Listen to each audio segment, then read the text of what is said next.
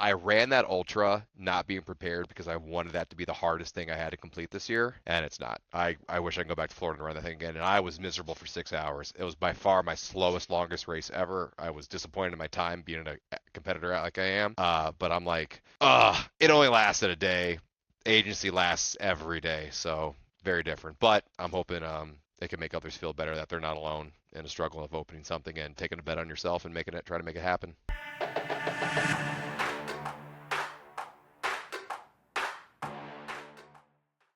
On today's episode, Courtney and I sit down with Nick Acosta. He is a farmer's insurance agent and 45 days in. We're going to be talking about what's going well, some of the struggles Nick has, and what he's doing to have success in today's market and push through the challenges of what it's like to only be 45 days in as an agency owner. With that being said, let's start the show. Hey, welcome to the Insurance Buzz. We are your hosts, Michael and Courtney Weaver, and today we have a very special guest with us, Nick Acosta. Nick, what's going on, man? Oh, I'm just living the dream, guys. How about you? I love it, brother. Nick, I'm going to ask you the same question I asked you earlier. Is that an actual living the dream, or is that a Midwestern cry for help? I'm dying inside. Please help me. Oh, my God. Now, look, I'm pumped, man. You're 45 days into agency ownership, and sometimes I forget what it's like starting all over again from scratch, going through that journey and through that process. And so we're super pumped to have you on today, and that's really where I want to start this episode. Is 45 days in, baby. What's reality versus expectations of the first 45 days in so far? Yeah, I think the things that I thought were going to be super easy to take care of and be done with and call it good have not been happening, and that was not on my plate. I did not think those things would be that difficult, versus the things I thought would be difficult to do are taken care of and easy and done. I don't got to worry about it anymore. So I'm like, okay, this is definitely a new kind of world I'm in right now. So simply put, communications and contact and SMS setup and systems and automations I thought would be that I had beforehand, I thought would be a lot easier to be taken care of, and not. Simply put, we don't have SMS approved yet because of the new TCPA compliances, and you got to have certain registration, and your website's got to look absolutely perfect, can't have one word wrong, whatever it is. So we still cannot text leads like literally every other agent I know does. We're just calling and emailing right now. So that's contact rate can sometimes be tough. And because I just opened up with the new TCPA laws that didn't get pushed, they got postponed a year, which everyone's excited about, but it still hurt our volume a little bit. So I'm wondering, okay, now that I have, the easy part is I have 4 salespeople that I was able to hire within 2 months, 2.5 months, almost like I got 2 right before I launched, and I hired 2 more within the last 3-4 weeks. So that's what I thought would be the hardest part, is getting people to pass the exam and start and get ready to go. And that was easy. Okay, they're ready to go. Cool. And then I need the volume for the marketing. So we have people to call. We have things to do. And we can actually have conversations every day. That part is more difficult than I thought it would be. So what I thought would be easy is way more difficult. What I thought would be difficult was way easier. So my brain's like, okay, for 3.5 years previously didn't experience that. So this is a new problem to have. So that's my 45 days. Let's back up a little bit, because this is not your first rodeo in agency ownership. So what were you doing prior to this, before we get to this January 1st as your start date as an agency owner with this carrier? Yep. So to go way back in time, 2014, I graduated college and moved to Michigan from Indiana. I went to Purdue, boiler up for anybody who listens to this call. For 6 years, I was in manufacturing. Fun stuff. I'll be here all day talking to you about it. You'll fall asleep soon. Got hit with a little thing called a COVID layoff, and that really hit manufacturing hard. For 7 months, kind of figured out what I wanted to do. I fortunately had rental income, so I wasn't super desperate for an income. Like, I had bills paid for. I was a ship shopper actually for a little bit. I was a boxing coach at a local boxing club just because I was a wrestling coach prior to high school. So just was doing little things here and there. And then a recruiter reached out to me on LinkedIn for a conversation about agency ownership and insurance. The deal, or the offer I should say, was pretty cool. And I didn't want to go back to manufacturing to risk getting laid off again. And by that time it was 2021. everything kind of ramped back up. Everybody's doing 6, 7 days a week, second or third shift. And I was like, I did my time on the off shift. So let's try insurance. Got licensed and everything done within 3 weeks. And I contracted with a different company back in March of 2021. Spent 3.5 years with them as an agency owner. I was not a producer. I did have one full-time employee I did hire 18 months in. And then just this past summer, started looking for different opportunities, see if something is fit more of my goals and my sales process. And being from a different state, I wanted to write in more states, and I couldn't do that with the Mm-hmm. previous company I was with, which it is what it is. So I started to just have some conversations, make some phone calls, talk to my girlfriend, talk to my uncle, just had to get other input and pulled the trigger and became a farmer's agent January 1st. Let's go, baby. Let's go. All right, I want to talk before we get into the first 45 days. Were you scared at all about leaving the opportunity and pursuing a new one? Like, did that fear come up at all, or was that not really there for you? It did in the sense of I had to, and I never journal. And for the first time ever, my therapist told me like, "Hey, I want you to journal and just write this all out." And I asked myself, do I want to be 1099 self-employed, or do I want to be W-2 and have a salary and just, be safe?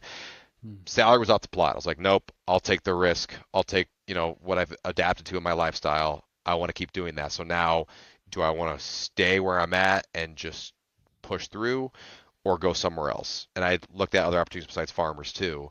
Um, but I was kind of nervous on, man, I am leaving behind a book I built. I won't be able to chance to sell it. So I am not going to have the best of incomes in the next few months. So uh, I got to survive. I did survive. I wouldn't say I'm thriving right now. We're getting to that. We're getting back to the point where I can survive and actually thrive. But I was scared because it was, I'm doing the same stuff, home auto life.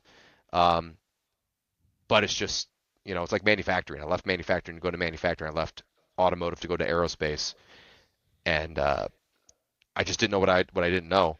So there was a bigger risk, but with the bigger the risk came obviously the bigger of the reward. And it was just I had to do some math, and okay, I got to do X, Y, Z to get A, B, C, and I got to make it happen. So there's a little bit of fear, but I had a lot of Yeah. excitement too.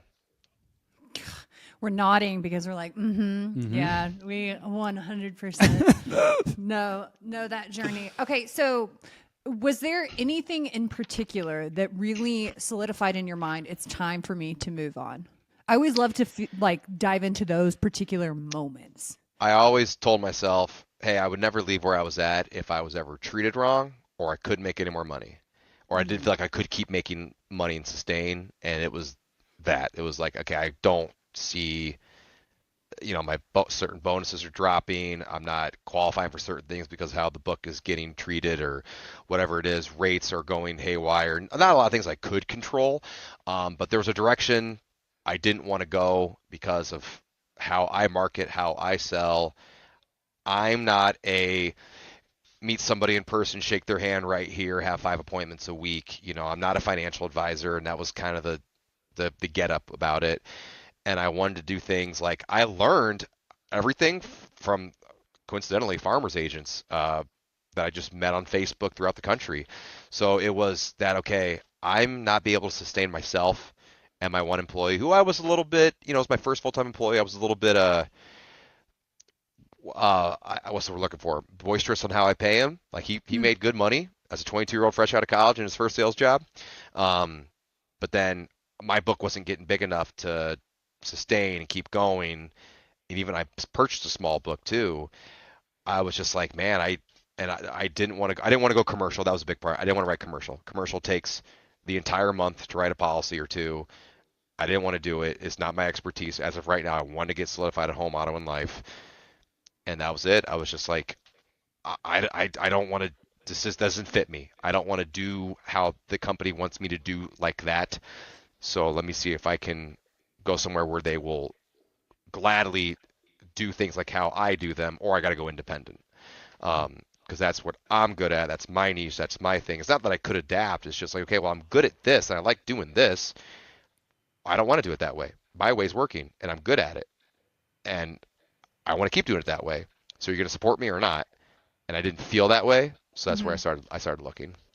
Yeah, value alignment, baby. So I want to get to what the big dream that you have for your agency now, because I think it's important for anyone that's listening, if they have a similar dream, to walk through the struggles that you're having, because they're probably having similar struggles. But before we get to that, I want to dive into, you run ultra marathons. You just ran how many miles?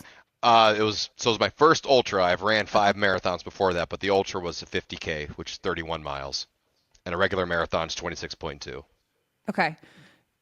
I want to dive into, I think life teaches us a lot of lessons that we can apply to business as well.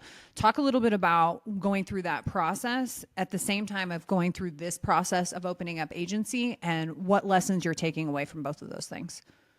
Yeah, great question. And there's a lot of parallels to both marathon running and opening a business, because everybody hears the same analogy. It's a marathon, not a sprint.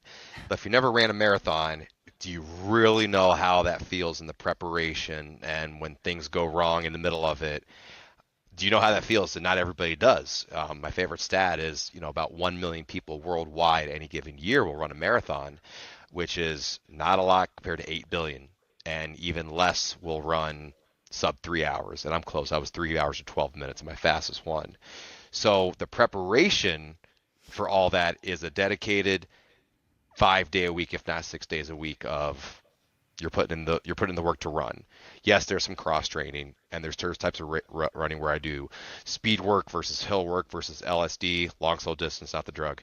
Uh, Different types of things like that on I the was like, track or on the hill or on the wow. neighborhood. Yeah. Doing So it's LSD I'm before like, we we go run need to get marathons. into the running you're more. missing We've out. been ignoring running. You're missing out. I'm telling you. Missing Uh, out. so it's the daily habits, right? So at my best marathon, which was back in Carmel, Indiana, I ran 3 hours and 12 minutes, which I was 12 minutes off from breaking 3 hours, which is the coveted hour to qualify for the Boston Marathon. I have ran Boston, but I was a charity runner. So my goal is, before my body breaks down when I'm older, is to break the 3 hour barrier, because by sheer math, I'd be one of the fastest men alive that can break a 3 hour marathon, right? That takes a hell of a lot of dedication and consistency and doing the right things, right? So people don't understand, it's a lot of form and technique, just like on the sales call. If I don't have proper form and technique and overcoming objections or whatever it is, right, I won't close as much business. Whereas if I'm running, if I don't have proper technique, proper form, proper gear, a good training plan, doing things daily, I can run it probably, but I might suffer injury. I might not run as efficiently or effectively or as fast. I might not as enjoy the journey as I am when I'm actually really good and really fast, and I can breathe through 10 miles no problem. So it's those same parallels of being a business owner, especially in a sales environment that we're in right now, of that daily preparation, daily things. They call it sharpening the axe. I've heard that analogy too, of if you're going to be good at a marathon, you got to do stuff daily, and it's going to suck and it's going to be difficult. But when you get good at it, oh, you love it, and you're good at it, and you're proud of yourself. Just like in sales, when you first start and you get hung up on, you don't know how to overcome objection, they're being a pain in the ass. You just like, dude, just give me your credit card. We're putting you in a better position. What's going on here? And you get beat down and beat down, but then you just get a little bit better at it. It's coming more fluid. You're getting there faster. You could do more in a day. You could do more in a week. It's the same thing with running. So it's really those parallels that I try to make sure that, okay, I love running. I love the challenge it has. When I'm good at it, you can't tell me shit. And in sales, I want to make sure it's the same thing. But the difference is with sales, though, there's another person on the other end of the screen or the phone or in person. Whereas running is just me. I control everything besides my environment, which I'm a treadmill runner in the first place, so I can kind of control my environment too. But the marathon's outside no matter what. So it's just that daily preparation, daily activities, daily practices, always improving even a little bit, being efficient. And I can tell you, when you don't do it right and you go head first into the race or the sales call and you suck, it it comes and bites back on you hard, because that ultra was very difficult. I was not properly prepared at all, but I did it anyways out of pride. I got the medal, um, but the journey could have been a lot more enjoyable had I prepared a lot better. There are a lot of parallels there. And the one thing you said, though, is I actually think in sales you also control the environment. Yeah, I that's a know fair you. point. I know you have another person on the end of the phone, and you can't control the yes, but you can control the process. You can control the conversation. You can control your technique, just like you're hinting at.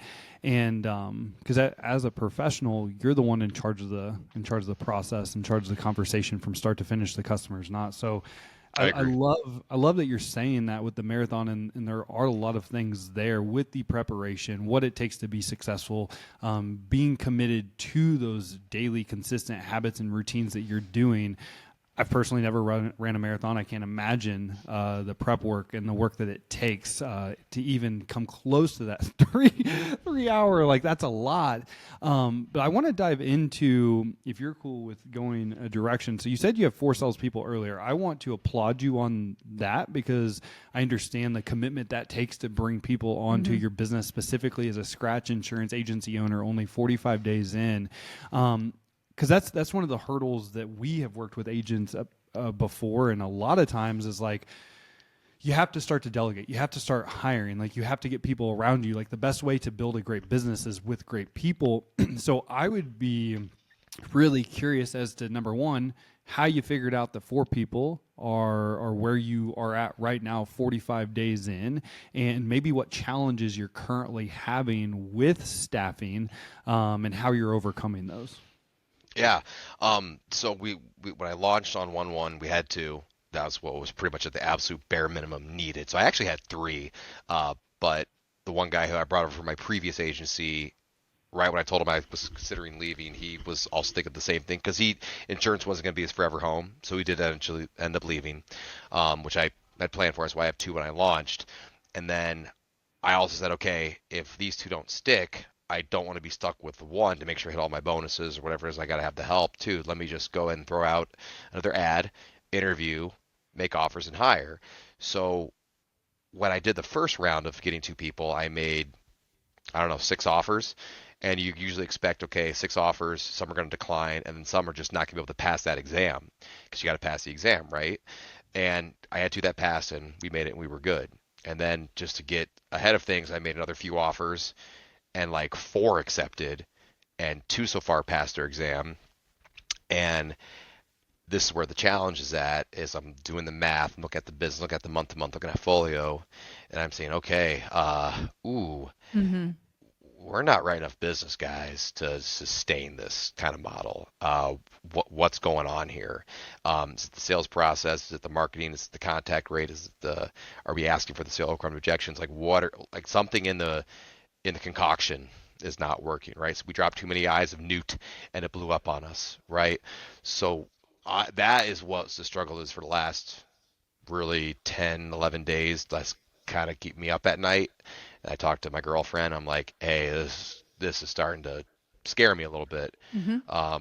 Because the risk at the previous agency wasn't as big because I didn't have to sign a lease. I had a 1 year salary. It was, the bonus commissions. There wasn't as much as of a risk there is right now. So I'm trying to figure out, okay, did I bite more than I can chew, if that's the phrase?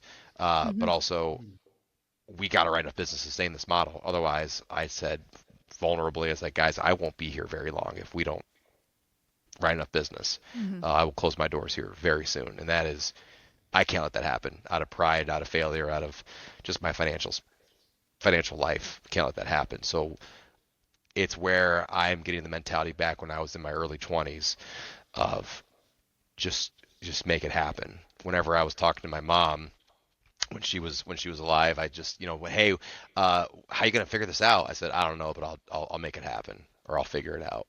So that's what I'm doing right now as of today. I am trying to figure this out. I got to make it happen no matter what, and it is not easy. There's 12-hour days. I'm not sleeping very well at night, but it's like I said, I knew what I signed up for.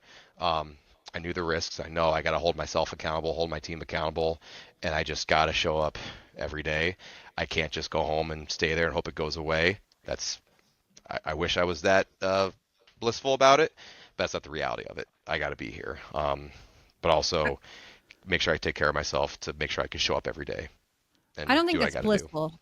I think that's delusion. That's probably a I better don't word. think, Yeah. yeah, I think I actually think that where you're at right now is a beautiful spot because you have awareness around, I have a problem that I need to fix. And if I don't, this ship goes down. So I think that that's the first step is you saying, okay, something needs to change. So let's dive into this. Yeah, let's work through this. Let's work through Yeah. these things that are keeping you up at night. So so let's just work through this. So number one, and you started the conversation. We need to know more. You started the conversation with marketing's been a little slow. So my question would be, what are the expectations right now that the team is supposed to be hitting, and what's the reality of the situation? Yeah. We should be having at bare minimum 3 conversations a day, like quote 3, right? Hmm. Shout out to your book. Yeah, Three baby. conversations a day. Ideally 3 10-minute long conversations at a minimum. So we actually have a genuine conversation. We're building value. We're building a relationship. We're building rapport. We're not being transactional. There's been a couple people we talked to that are just giving me yes, no answers, and just everyone's questioning their own existence on this call. Why are we even doing here? But a lot of times when you pull on the fishing line a little bit, you can get a little bit of a bite and get people to start talking, right? So it's having those conversations, and then being that we're captive. Like on one of the training calls we had, I heard somebody else say, "Hey, yeah, I'm a representative at this company. We don't save anybody money, so we have to sell on value, right?" And I was like, "Thank you for saying that. That makes me feel better. Like, yeah, I'm doing the same stuff, right? It's not just by the books, other people doing the same stuff too, right? Because I'm not here to write state minimum policies. Otherwise, that's an E&O claim in my future right away. And they're Amen. going to leave once we find out they get somebody for $5 cheaper, right? Right. So it's those quality conversations we're having. Sometimes we're not having enough just because of contact rate, and we're not having enough contact rate because I'm not getting enough leads in the system, which I mentioned prior with the marketing is the issue. And also, we only have pretty much one way of communicating, which is calling. Almost nobody so far, and I have automated emails going out, are reading or responding to anything. So it's just fluff at that point, but it's the number of dials we make in too. So when we do get people on the phone, that's where we have to be cautious not having commission breath, but we do have to take every opportunity to make sure, okay, if I know I'm only talking to 3 people a day, if that, for a 10-minute conversation, we have got to overcome the closing objections and get them on this sale. Otherwise, we're never going to hear from them again. Or we got to be incredible with the follow up and do the soft close. Hey, on a scale of 1 to 10, where are you at? Okay, you're at a 7. So let's just why aren't we getting this going for right? And I'm still working on that from your sales training too. Yeah. But like I had one today where she was a 7, and I was like, I'm supposed to say something specific, but I can't remember. But she was like ready to go, but she had to get her husband involved. And I tried to go over, hey, what's your husband going to be worried about? Same stuff. And I was like, well, I'm going to blow up your phone on Wednesday at 2:30 when you told me to, and we're taking care of this. But we had like a 40-minute conversation of building value because I gave her one spot better of like a 15-minute story on her policy. And I was like, here's the price. My job is to make sure if you get sued, you protect your home, yada, yada, yada. So that's what we're struggling with is just having enough conversations, enough quality conversations, and then asking for the sale. Sometimes we get in our head like, holy shit, we're $100 more a month, or something like that, or maybe the home isn't qualified, or hey, we got to bridge you to Bristol West because you don't have insurance, or you're not, you don't have at least 6 months, like it's the laws here in Michigan. And it's like, all right, let me talk to my spouse, let me call other people, wait till I get paid on Friday, things like that. And it's just that repetition of overcoming, ask again, overcome, ask again, overcome. All right, ask again.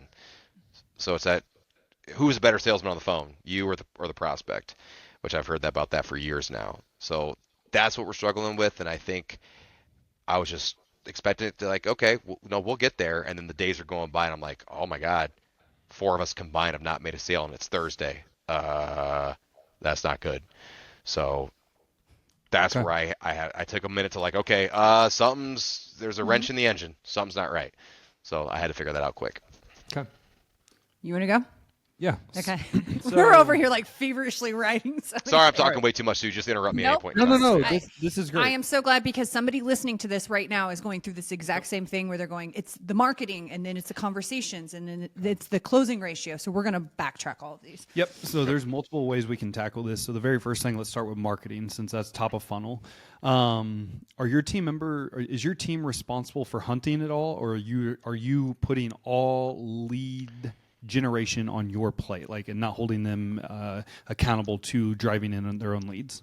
We brought up the I think it's called the fishing boat analogy, where if I got my one rod in, I got one opportunity to catch a fish. But if I got a second and a third rod in, I have three opportunities to catch a fish every day. So this is like, I'm good at social media. I'm on social media a lot. And the other one's referrals, as of like referrals from your own book of business of people that you wrote or referral partners. So, hey, some of us have a house. Okay, who's your realtor? Right there. That's a referral partner. Who's your loan officer? Right there. Go after them too. And we have a younger team, so not everybody knows is a homeowner, but like, hey, let me look at your auto and get your renter's policy. So I do encourage them, like, Wait, hey, time out, yep. time out. You're telling me they don't have any friends that their parents are homeowners? it was like close friends that when I was in my 20s, not many people had homes or owned a home. So I was like, hey, if you don't know any of them, then go after the renters or auto, or see who you know that has a home. Like your tagline is, "Hey Michael, who else do you know that has a home and a car?" It's like, For sure.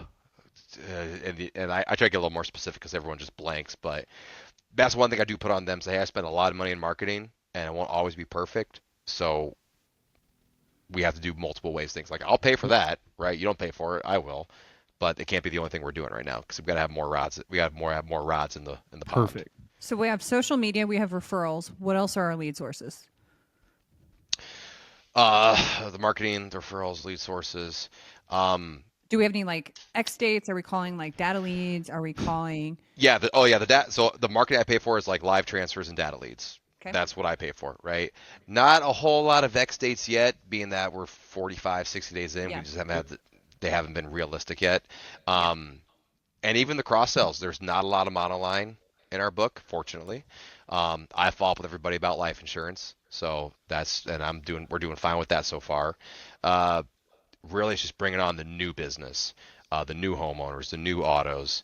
That's the other part too. Really, this past 5 or 6 days, we're getting some auto leads, and they don't want the home. And I'm like, really, you don't want the home? Okay, that's a big one. What's going on here? We don't want a bundle. Are you kidding me? Like, okay, there's something in the process. We got to make this easier. It is the easiest thing. When you're a homeowner, because I am, I was like, guys, here's how easy it is. You give me your loan number, and I take care of the rest. That's how easy it is for a home policy. So absolutely, they don't have it. Don't ask them, do you want your home quoted? No, you give them the auto price with the discount, and then I'm going to quote your home. Do you have a single family, multifamily? We go through that whole process too. Yep. Even more, don't give them a price on the auto until you present auto and home together and give a price as a proposal and a plan. Yep. So don't give your team it. So this is a totally different conversation, but don't give them an out. And you know that, like, this is the process. When you talk to an auto renter, you're always quoting auto renter. When you talk to an auto homeowner, it's always auto home. This is the plan. This is the proposal. Because what if somebody says, well, I only want the auto? Well, hey, I totally get that you only want the auto, but we only work with those that have their auto and home with us, because it's better for you because of the discount structure, and we have the ability to make sure that you're adequately protected all the way around, and that is my job as your insurance professional.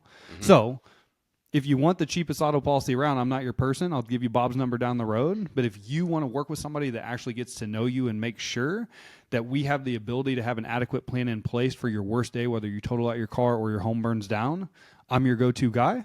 I just put together the plan. This is how much it's going to cost. Are you putting this on a Visa, MasterCard, or Amex today? Yep, I agree. All right, I want to get into something that I'm hearing. If I walk into your agency tomorrow, you have hired me as your new producer. Tell me what I am responsible for as a salesperson. Yep. So for the first 3 or 4 days, the biggest things we go over are utilizing the software. Guidewire is what I've used previously. All the systems, right? Okay. Here I gave you a bunch of aged leads. I bought an Excel file from a year ago. Hey, we're going to go over it. We're going to do 10 homes, 10 autos, 5 umbrellas. The umbrella is super easy to do. So I want you to understand how to do this software piece, so that way when you're talking to somebody and building rapport, your hand is just doing this on the mouse, pressing buttons, so you know where to go, right? And so you know the process of going that too, so you understand the nuances between, okay, if you have a manufactured home, we're going to foremost. If it's a single family home, what questions we got to ask? Understanding what an escrow account means. If you have insurance through your escrow, what putting you in there? On the auto, if they have Medicaid, Medicare, because we're a no-fault state, so we got to understand PIP. That's a huge one here in Michigan. What does it mean when they have unlimited, or $500,000, or 250? What does it mean with this? We have 3 types of collision for autos. What do those mean? We only use 2. We never use the crappy one. We never use limited. That's garbage. We only use regular or broadened. So we're going over that to see, okay, what conversations are we having? How are we doing a standard here? And then, okay, now we know how to use it. Now we go over the sales process of what's it like when we outbound call, and then what's the first 15 seconds we got to hook them to say. We're not saying, hey, Courtney, were you looking for an auto insurance quote today? No. Go away. 86 more if you called me. How'd you get my number? Yeah, that. So say, hey, Courtney, this is Nick at Farmers Insurance. I got a request for your auto insurance. You still living at 123 Main Street? And it's just right there. You're giving the information you got, and you are assuming everything. So I really tell the team, I like that one. Assume everything, baby. Let's go. Okay, so they go through the systems for the first 3 days, and then we start them on the our 10-day training plan. Yeah, we go over that, and they're going through it. They're taking the quizzes, and we're trying to understand the framework of why we do it this way versus just. I said, guys, I'm not paying you to be progressive.com. We're not just going to quote and email everybody all day, because they can go on progressive.com and do that, and they don't pay anybody labor. It's very different here, right? And I say the whole purpose is that we get 2 opportunities to get an auto with Farmers or Bristol West, and we get 1 for the home if it's a qualified home. So we have to sell on value, right? Like the other captives, we have to sell on value. We can't just be independents and shop 18 carriers and here's the best price. Have a good day. We'll call you in 6 months when your rates increase. We can't do that. So we have to sell them on value, because that's one thing that you told me, Michael, was that's the standard we have to have, because we don't want to work with all 10 million people in Michigan. I have no interest in insuring the whole entire state. We want to work with people who want to work with us, and they have to know, and to get a sale, they have to know, like, and trust you. And you have to do that on the phone within a 25-minute conversation. And that's where it says it's mostly building rapport. You just did all the quotes. You know how the system works. You're pressing qualified questions. And then when the system's doing a little circle thingy, you're building rapport. We're not doing the, yep, so just let me get that press here. Yep. Okay. Okay. Yep. All right. So it sounds like you have a really great onboarding process. So I'm going to dive in further to her question is, when your teams get started with you, what are the expectations they need to hit daily, weekly, monthly to be successful in their role? Another way to ask that question is, what would make me lose my job as a sales producer? So I reiterate what we talked about on when we were hiring, when we were interviewing, because I give them a copy of the pay structure. I said, ideally, we want to be having 1 sale a day, ideally 2 policies, because we always want to, we never want to monoline. That's our absolute last thing. If not, okay, if you monoline an auto, then we got to make sure we talked about life insurance, because there's a discount on it too, right? But at least 1 household, and I call a household 2 policies, 1 household a day. That's where, based on Michigan's premium, you can write about $40,000 a month with having 1 household a day. At the bare minimum to earn, any kind of commission, you got to write $20,000 of premium, which should be a sale every other day. Ideally, 2 policies. We're not monolining a policy every single day. That's not going to stick. And I tell them hey, this stuff's not going to stick, and then I won't be here in 6 months or a year because all those policies canceled or they non-renewed. So that's why we have the bundle, right? Because you're going to get more policies, you're going to write more premium, and they're going to stay longer too, which means we can stay in business longer. So that's the monthly goal. Now, how do we get that per week? Well, really, it's more so per day. It's bare minimum 100 dials outbound. I do incorporate live transfers because we were having that issue where we were not getting anywhere near the data leads we wanted to, because I'm getting outbid by guys with bigger pockets. It is what it is, right? So people are struggling on here with getting outbid by bigger pocket guys that got, $30 million agency. They're going to struggle with that against us, right? So we got to be creative on getting enough leads in the system by doing multiple streams of leads from different vendors, or, like I said, the referral partners, all that stuff too. So I did buy live transfers too. Everybody knows those are almost 7-8 times the cost. And we talked today. I was like, we're having more quality conversation with the live transfers because they're willing to stay on the phone. But I was like, we got to close damn near all of them, guys. These are not cheap. Like, we have to close almost every single one of them. So what do we got to do to close them? So daily is that 100 dials to keep the activity up. At least 3 to 4 conversations of at least 10 minutes long. I say 10 minutes because then that means you're given time to build rapport. We get time to cross sell the auto or the home, and we got time to overcome objection and ask for a sale. And we use that building rapport to tell a story. A lot of times I'll say like, hey, if we're saving you money, let's say I don't know $400 a year, and you told me you like to fish on Lake Michigan every other weekend. Hey, Michael, I just got you $400 worth of your savings of fishing equipment. So let's go ahead and put this on. You want to use Visa or MasterCard today? Something like that. You tell a story, For right? So sure. it's not transactional because how many other insurance agencies are going to call them and build rapport like we did so we stand out and be remembered too? Mm-hmm. Uh, a lot easier said than done, and I'm guilty of it too. But the toughest part was looking at the numbers because we keep track of everything. I thought, well, shit, man, we're not even having 3 genuine conversations a day. So what's missing there? Okay, then when we get 3 conversations, I'll tweak some marketing stuff. Now, okay, we're having this. But you're not Now converting. we're not getting the sale. Are you telling me Yep. we're not getting we're every single person's bad on price? Are you kidding? Like, really? I changed my marketing to get where we get certain zip codes out. I was like, every single one, really? And I can listen to all the calls, guys. So I'm doing that, and it's just it's the closing objection that Okay. I think is the last part of the getting more closes. That's just that closing objection of agree, overcome, or feel, felt, found, or agree, overcome, and ask again, whatever it is. Agree, That's address, probably the last. assume. That's it. Yeah, that's the last piece of the puzzle to really, I think, get a good sales culture going on of everybody selling at least one household a Okay, day. so That's their the last piece expect. of the puzzle. All right, so their expectations are 100 dials a day and 3 quotes minimum. Minimum $100 a day. So they're responsible for 2 things a day Conversations. Well, yeah, and dials. and yeah. Well, So if I the dials get you the conversations, and the number of conversations get you to when Plus you the live ask. transfers. Okay. Yep. So question though, if I'm a producer, I can get 3 to 4 conversations in 50 calls. Do I still have to make the 100 calls? Oh, we keep going until it's 5 o'clock. Yeah, because I tell them, hey, we could have a great Monday. So we had one guy make a sale today, but he made it at I think 11:30. Well, we got 6 more hours then. We don't know how Tuesday's going to be, or Wednesday or Thursday.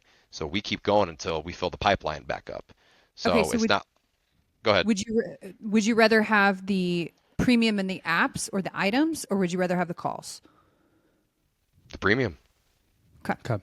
So all right, this is really good. So there's a couple things, Nick, and I know that we can continue to have this conversation off air, but here's a couple things I'm going to highly recommend. So I'm going to highly recommend.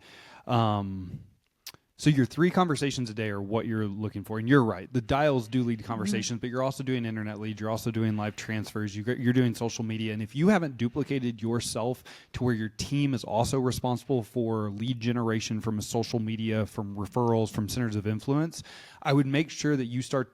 I would encourage, all right, if it fits your culture and what you're aiming for, to make them responsible for hunting their own food. It is Yep. amazing that you're spending so much money and so much time to give them leads. In my opinion, they're salespeople. They should also be responsible for hunting. It's kind of like the goldfish versus the shark. The only way the goldfish survives is if we as humans feed it. Sharks have to go out and hunt every single day. In my opinion, you're a sales organization, you're hiring hunters. They're sharks. They got to go out and hunt. Yep. So they should be responsible for lead generation themselves. Secondly, my question is always, how do we ensure that we get the 3 conversations a day, and making sure that, and it sounds like you're doing a really good job of this, but just continuing to communicate with your team. Hey, here's the expectations in a conversation. I know you keep saying minimum 10 minutes, but you just told me you had a 45-minute conversation the other day, and I think that's what, it doesn't take 45 minutes, but I would encourage maybe instead of a minimum of 10 minutes, we look at 20 to 25. And here's what a quote looks like. So we're quoting auto and fire with minimum every single person every single time. Look, single line is not allowed. That's not the culture we have. If you single line, you don't have. I'm not telling you what to do, but in Yeah. our agency, it was you single line, you don't have a job.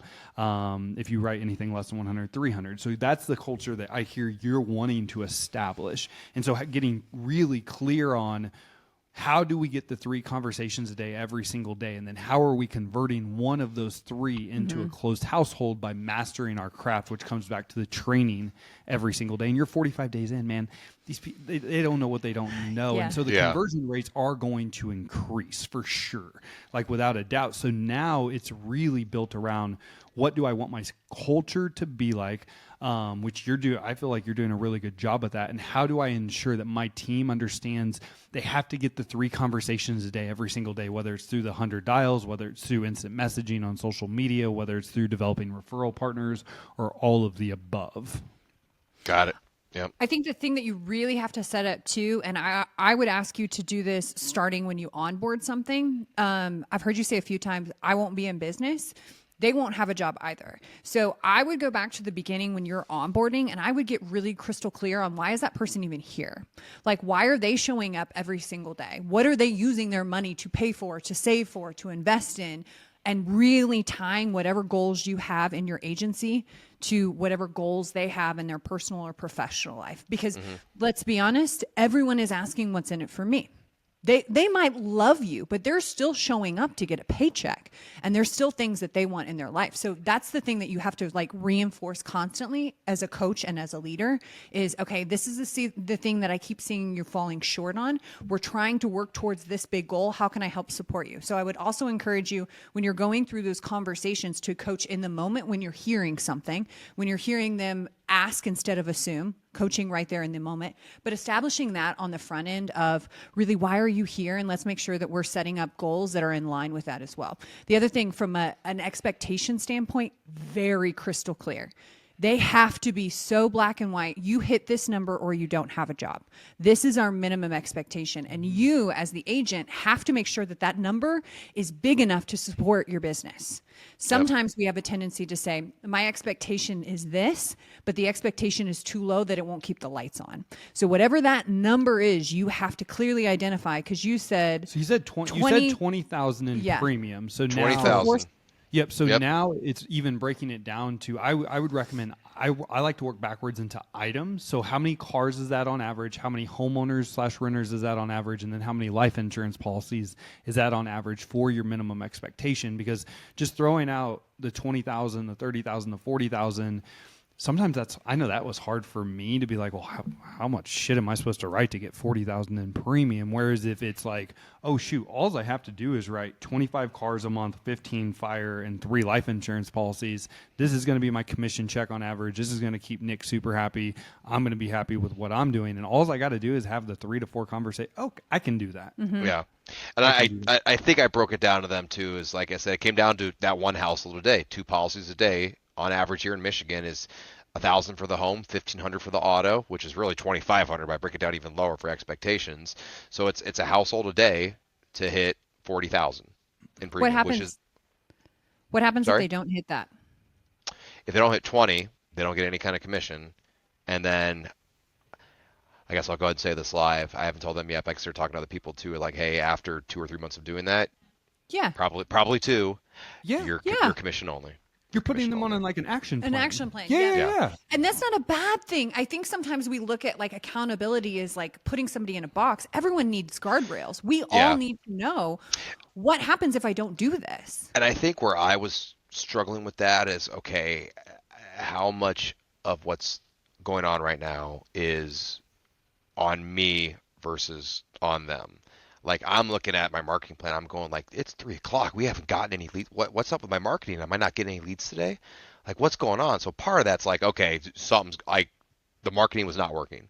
So, okay, how much of that's on me, right? By the way, I love that amount. That you're taking accountability. Like, I freaking love that you're taking accountability for giving your team leads. Mm-hmm. Like, that is amazing. That's something that I struggled with when I got into business, because I was like, dude, you're here to like get your own freaking leads. Like, you're in sales. So now we had a lead list that they could call on, but getting those hot, like you investing into live transfer leads, those are not inexpensive. So as a new business owner, kudos to you for being willing to invest in lead generation to scale your agency. And I can tell it's extremely important to you, and you're putting a lot of pressure. Shit, it's not going well. It's on me, which is you are a leader. Like, you are doing amazing for being only 45 days in. You're like, my team is struggling and it's my fault. Like, that is leadership 101. And that's freaking like, kudos to you for doing that, bro. Like, that's a big deal. And I appreciate that. And I think why it's just, one of those things that I remember was when I worked at manufacturing, I had an amazing boss I admired, and I teared up when I left to go a different opportunity. And I came to a part where I had another boss where I did not admire him, and we were head to head because he was a micromanager. That's what it came down to. So I have it in my experience of what it's like when I get paid really well and I do not want to come to work. I cannot stand waking up and going to this job. That's why I'm kind of glad I got laid off during COVID because I got severance, so it worked out perfectly. So I don't want to have that experience too, but I also have to be realistic. Okay, a business is you have to be profit. You have to have will and you have to have the resources. So one of my favorite authors is Simon Sinek, and in his book The Infinite Game, he talks about businesses are in existence for will and resources. Right? I didn't want to say profit because it's will and resources. Yeah, you could have all the resources you want, but you have the will to keep doing this, then you're not going to do it. You could have the will to do it, but if you don't have the money to stay alive, or the resources, or the team members, or the marketing, or the rent, or whatever it is, you're not going to survive. So I have the will. I'm dwindling on the resources, but I'm doing whatever we can to survive. And I want to get over this hump for us because we need to thrive. Nobody wants to have a job where you're in sales making absolutely no money, because that's not the point of being in sales. And I don't want to throw everything away that I took a risk on because it just didn't work out. That's not. I don't want my financial future to be that way. I don't want to look like that in front of my girlfriend's family. So there's that social pressure on me too. I got to do whatever I can to make sure this works. Like there is no there as cliche as it sounds, failure is not an option. That this has to work. So I'll do whatever I can to make it work. There's something special about that, though, when you don't give yourself an out, because human beings always want to take the out. We always want to take the easy route. And so when you say this is it, when my back's up against a wall, it forces you to become very innovative. It forces you to start looking for opportunities, which is what you're doing right now. You're on the right path. Yep, and you are. And we know exactly where you're at, where we didn't have any resources. All we had was we're going to work our ass off and we're going to do it for as long as we can. I think now the thing that you really have to get crystal clear on are your numbers and communicating that to your team. You have a natural coach archetype. You have that natural coach mentality. That's the most important thing that you can do to them right now, is to constantly reinforce the behavior that you want. Constantly coach to them, constantly lead them, keep pouring into them. And then whatever you're not getting in your business, it's going to come back to you. You're going to have to produce it yourself. And that's the thing that no agent wants to hear. But unfortunately, if you want to keep the lights on, if there's a deficit and you can't get it from your team, it's going to have to come from you. But that's a really good point, Nick. And I don't want you to and I know you're leading by example. I know you're in personal production right now, but even like during the day, a lot of your day is probably going to be spent around and you may already be doing this, but around your team, like coaching them in the moment. Hey, here's what I heard. Here's what I would have said differently. Here's what you did really well. And then after hours, a lot of times when they've left, that's when you're pounding the phones. That's when you're getting the live transfers. That's when you're making the revenue for the agency.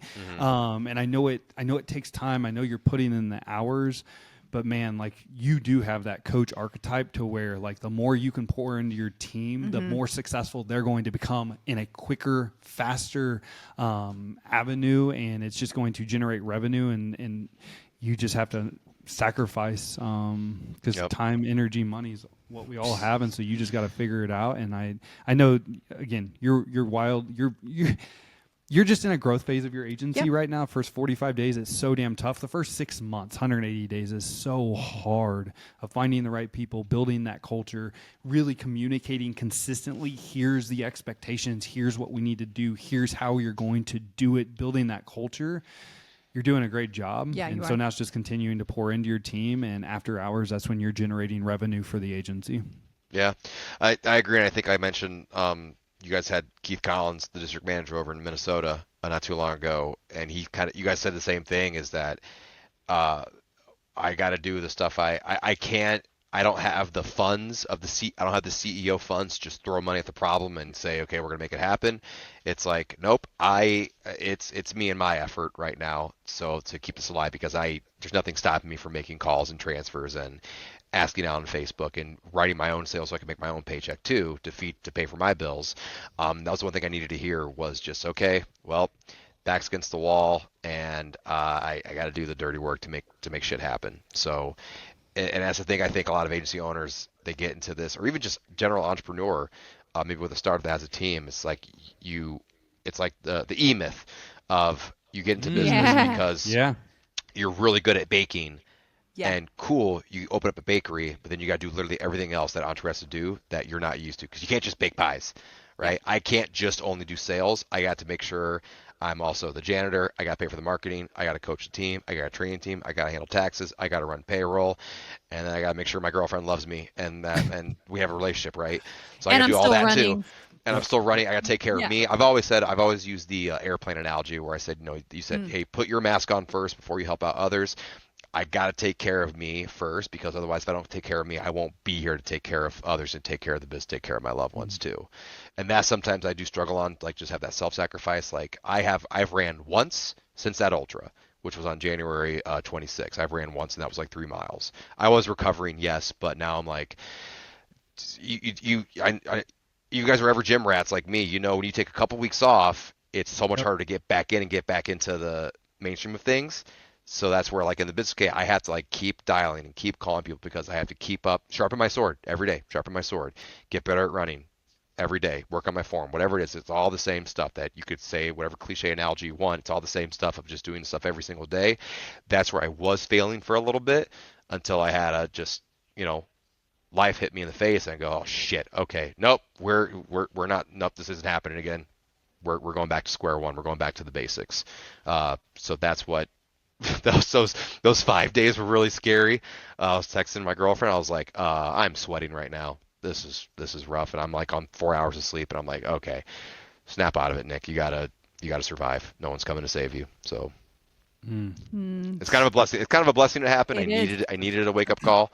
Yeah. So if I was blissfully ignorant, whole world could have came crashing down, and I'd have been SOL. So I'm glad I got scared for a little bit. Nick, I appreciate your vulnerability and everything that you have shared because I know that somebody listening to this right now is going through the exact same thing. Michael and I have sat in the exact same chair. We know what you are going through. The best thing about this is just give it time. Just keep showing up every single day. I would tell you keep running.